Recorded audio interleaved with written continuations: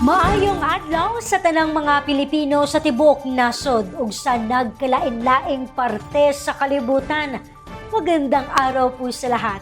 Ako po si Claudette Loreto at ito ang Valiente News. Araw-araw mula Lunes hanggang Biyernes sa ganitong oras ay ibabahagi namin sa inyo ang mga balita at iba't ibang impormasyon tungkol sa Office of the Vice President.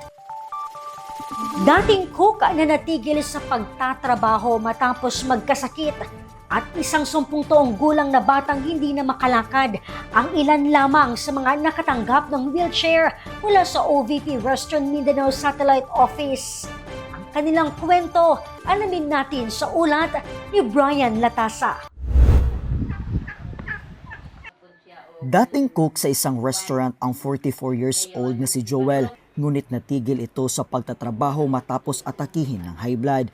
Sa ngayon, kinakailangan ng alalayan si Joel. Hindi basta kulang sa pinansyal, sa mga tambal. Hindi basta ang kalisod. Bisan o may pamilya na siya. Mawala ang relasyon sa inahan ngadto sa anak bisan kung may pamilya na. Mao na para sa ako manangga sakripisyo ko.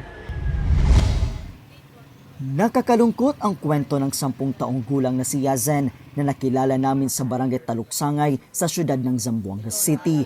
Nagkaroon kasi ng brain damage ang bata dahil sa isang aksidente na naging dahilan naman kung bakit hindi na ito makalakad. Mahirap talaga, masakit. Masakit talaga pag pinag-uusapan, parang last time. Mahirap pero siguro kasi anak mo talaga na parang talaga. Kailangan mo lang talaga kasi mahal mo yung bata anak mo. Ginadala ko sa school, iniiwan sa teacher para daw matuto talaga na independent siya.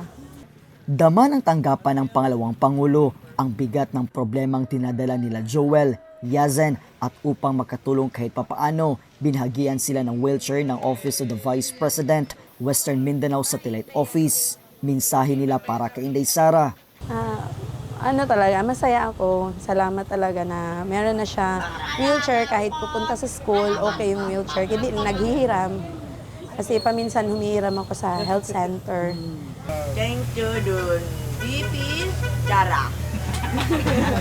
Para kay Vice Sara Duterte, daghan po kayong salamat. Tulad ng saad ni Vice President Inday Sara, ang tanggapan ng pangalawang Pangulo ng Pilipinas, pinamumunuan, paglilingkuran, alalayan ang mga Pilipino at mananatiling tapat sa bayan. Ako po si Brian Latasa, ang lahat para sa Diyos, bayan at pamilyang Pilipino. Valiente News.